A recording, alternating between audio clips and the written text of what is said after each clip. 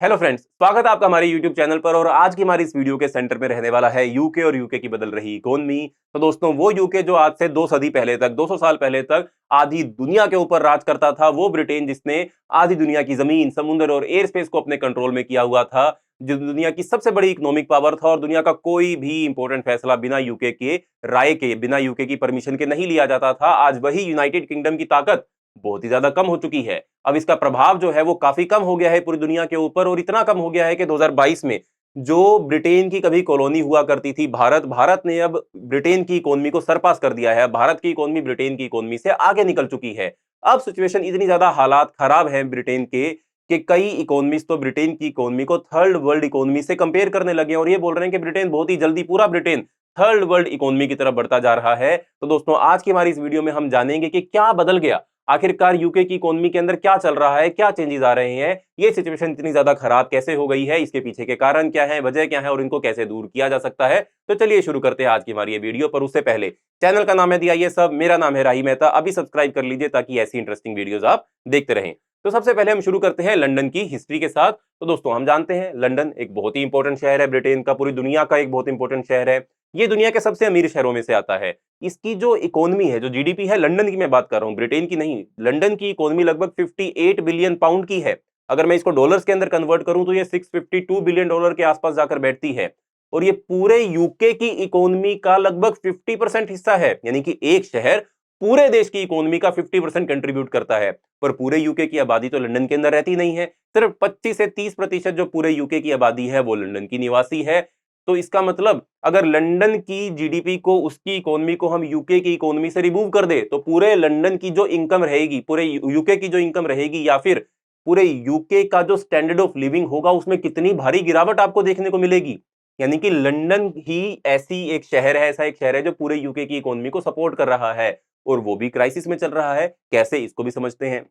देखिए दोस्तों, 21st century के शुरुआत से ही पूरी दुनिया ने बहुत सारे क्राइसिस को फेस किया, यूके भी अलग नहीं है। यूके के लिए खास तौर पर ये 21st सेंचुरी का जो आगाज था, ये मुश्किल ही रहा।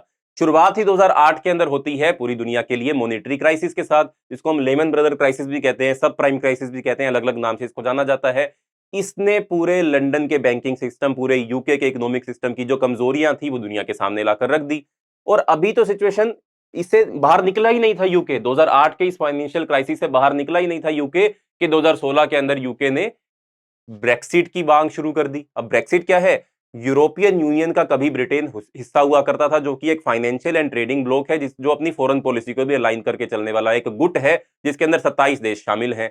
2016 में ब्रिटेन ने यह फैसला किया था कि वो अब यूरोपियन यूनियन का हिस्सा नहीं रहेगा, और 2020 तक आते आते ये जो पूरा ब्रेक्सिट की डील थी, ये साइन हो जाती है, और ब्रिटेन अपना सबसे बड़ा ट्रेडिंग पार्टनर जो है वो खो देता है। अब ब्रिटेन ने जब ये संबंध तोड़ने का फैसला किया था, इससे पूरे यूरोप की जो पॉलिटी थी, पूरे यूरोप के जो रिश्ते थे आपस में, ये सब कुछ हिल गए थे। अब 2020 में जब ब्रिटेन ने यूरोपियन यूनियन को ऑफिशियली छोड़ा, ब्रेक्सिट पूरा हुआ, इस फैसले ने पूरे यूरोप की और यूके की इकोनॉमी को बहुत ज्यादा नुकसान पहुंचाया। इतना नुकसान पहुंचाया, सिर्फ इकोनॉमिकली नहीं, इसने पॉलिटिकली भी ब्रिटेन को नुकसान पहुंचाया। इतना कि ब्रिटेन के अंदर अब आप कह सकते हैं इंडिपेंडेंस मूवमेंट का स्ट्रगल शुरू हो चुका है। अब हम जानते हैं ब्रिटेन के अंदर स्कॉटलैंड भी एक हिस्सा है, वेल्स भी एक हिस्सा है, नॉर्दर्न आयरलैंड भी एक हिस्सा है। इन सबको मिलाकर कहीं जाकर यूनाइटेड किंगडम बनता है। तो जब ब्रेक्सिट हुआ, फाइनल हुआ, तो अब ये सभी कॉन्स्टिट्यूएंट्स जो है वो यूनाइटेड किंगडम के इसके फेवर में नहीं थे। आज की डेट में स्कॉटलैंड में और नॉर्दर्न आयरलैंड के अंदर इंडिपेंडेंस मूवमेंट जो है वो काफी ताकतवर हो चुकी है। और वैसे भी पिछले 10 सालों में यूके के लिए ये बहुत ही मुश्किल भरे साल रहे हैं। क्यों? क्योंकि इन 10 सालों में ब्रिटेन की जो रियल डिस्पोजेबल इनकम थी, यानी कि लोगों की जो आय थी, जो इनकम थी, उसमें भारी गिरावट आ गई। वहीं इन्फ्लेशन जो था वो बढ़ता गया। एक तरफ आपकी इनकम कम होती जा रही है, दूसरी तरफ इन्फ्लेशन बढ़ता जा रहा है, यानी कि सबसे ज्यादा नुकसान किसको होगा? आम जनता को नुकसान होगा। इसी वजह से आम लोगों के लिए अपना खर्च संभालना यूके के अंदर मुश्किल होता जा रहा है। वहीं ब्रिटेन के अंदर जो प्रोडक्टिविटी है वो भी घट रही है। अब आपके मन में अगर हमेशा टेंशन चलती रहेगी कि भैया इतनी महंगाई, इनकम कम हो रही है, तो ऑब्वियसली जब आप दफ्तर के अंदर जाकर काम करेंगे तो आपकी प्रोडक्टिविटी कम होगी ही। तो ओवरऑल प्रोडक्टिविटी के अंदर भी डिक्लाइन आया। फिर यूके के अंदर चल रही है हाउसिंग क्राइसिस। सिर्फ यूके के अंदर हाउसिंग क्राइसिस वैसे नहीं चल रही है, चाइना के अंदर भी चल रही है, इंडिया में भी कनाडा में भी, ऑस्ट्रेलिया में भी, दुनिया की हर कंट्री के अंदर लगभग हाउसिंग क्राइसिस चल रही है, पर ब्रिटेन के अंदर तो सिचुएशन बहुत ही ज्यादा खराब है। कैसे? देखिए, अगर आप लंदन के अंदर एक काम करते हैं, आप एक नॉर्मल मीडियम इनकम लंदन के अंदर जनरेट करते हैं, तब भी आप लंदन के अंदर एक हाउस अफोर्ड ही नहीं कर सकते हैं। अगर आप अनफर्निश्ड फ्लैट लेने के लिए भी लंदन की मार्केट में जाएंगे तो 3 से 4 लाख रुपए प्रति महीना आपको किराया देना पड़ेगा। ये इतना ज्यादा अनअफोर्डेबल है कि पूरे के पूरे दुनिया में जितनी भी डेवलप्ड कंट्रीज हैं, उन डेवलप्ड कंट्रीज में यूके भी एक है, पर उन सभी डेवलप्ड कंट्रीज में सबसे ज्यादा होमलेस लोग, बेघर लोग ब्रिटेन में ही रहते हैं। अब इस सिचुएशन की जो क्रिटिकलिटी है आपको ये समझ में आई होगी कि हाउसिंग क्राइसिस ब्रिटेन के अंदर एक बहुत ही मेजर समस्या है, जिसके चलते सभी के सभी डेवलप्ड नेशंस के अंदर यूके में सबसे ज्यादा बेघर लोग, सबसे ज्यादा होमलेस लोग रहते हैं। और ये सब इश्यूज पुअर पॉलिटिकल डिसीजन से जुड़े हुए हैं। देश को संकट में लाने का मेजर कारण ही ब्रिटेन की सरकारों के द्वारा लिए गए पुअर पॉलिटिकल डिसीजन है। अब दोबारा एक बार थोड़ा डीप में जाकर इन चीजों को एनालाइज करने की कोशिश करते हैं। तो सबसे पहले 2008 में जब ये सब कुछ शुरू हुआ, जब ये फाइनेंशियल क्राइसिस शुरू हुआ, तो ब्रिटेन को अपने बैंक्स को 141 बिलियन पाउंड्स का बेल आउट देना पड़ा था। यानी कि बैंकों के ऊपर पहले से ही नजर बनाकर नहीं रखी गई थी। बैंक डूब जाते हैं और सरकारों को 141 बिलियन पाउंड का बेल आउट देना पड़ता है, यानी कि लंदन की जीडीपी का 3 गुना तो बैंक्स को रिवाइव करने के लिए सरकार को खर्च करना पड़ा। अब ये सरकार के कह लीजिए गलत पॉलिटिकल डिसीजन ही तो थे, उनकी ओवरसाइट जो थी अपने बैंक्स के ऊपर वो कम ही तो थी, जिसके चलते इन क्राइसिस के अंदर ब्रिटेन के बैंक्स को भारी नुकसान हुआ। और जब नुकसान से बाहर निकालने की बात आई तो वही टैक्स पेयर्स की मनी में से 141 बिलियन पाउंड का कर्जा लेकर बैंक को रिवाइव करने के लिए सरकार को देने पड़े।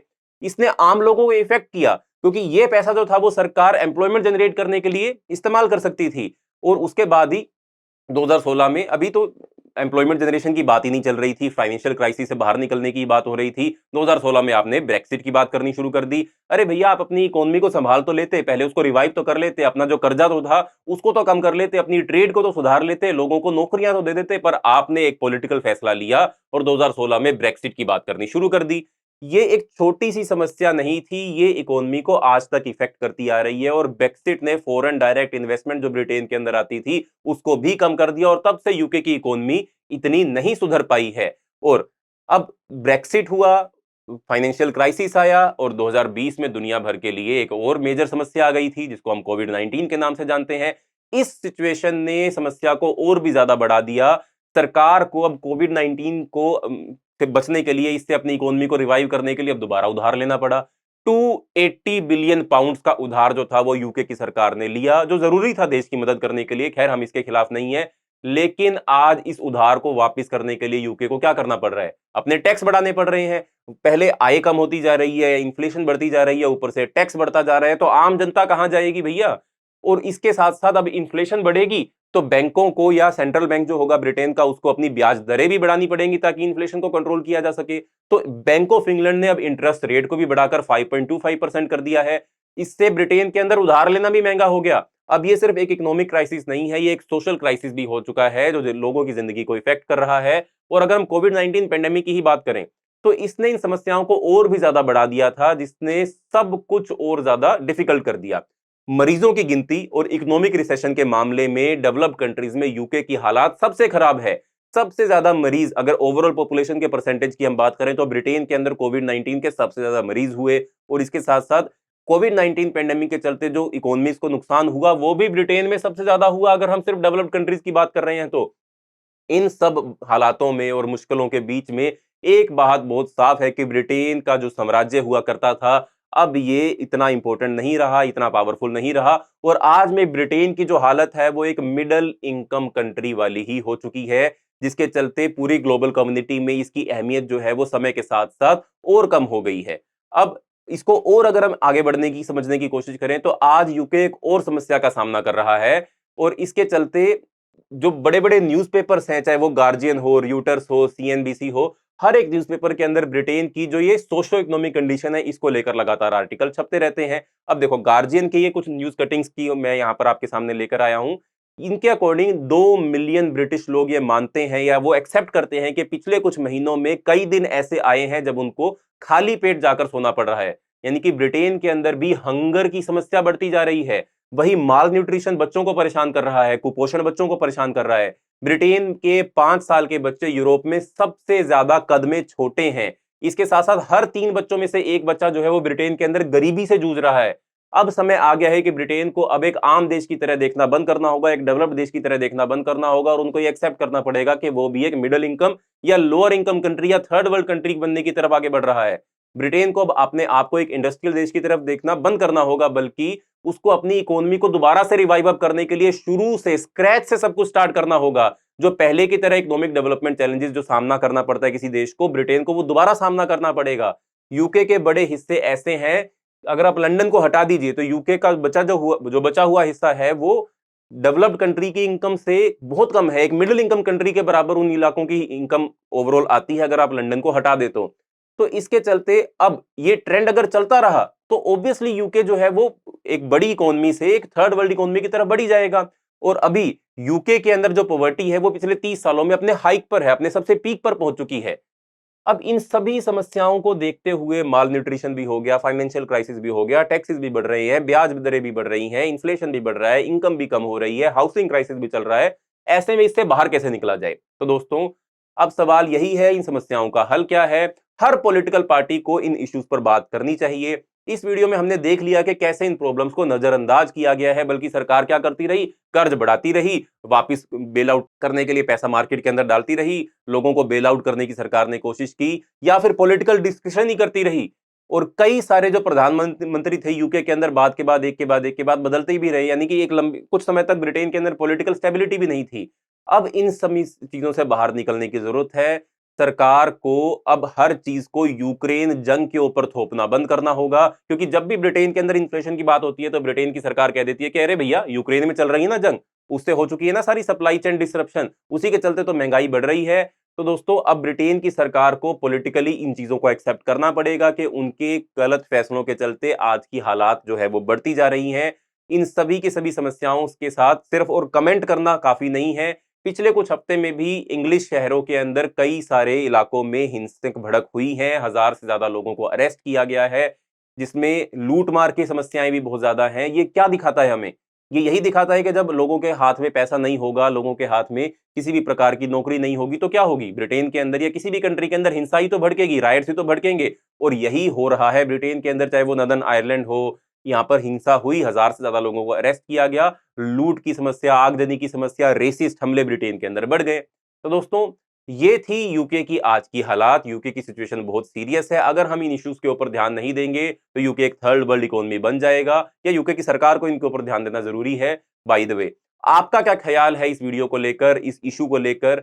शेयर करें, कमेंट करें, कमेंट सेक्शन में जाकर अपने विचार जरूर लिखें। मैं मिलता हूं आपको अगली वीडियो के अंदर, और ऐसे इंटरेस्टिंग वीडियोस देखते रहने के लिए चैनल के साथ जरूर जुड़िए।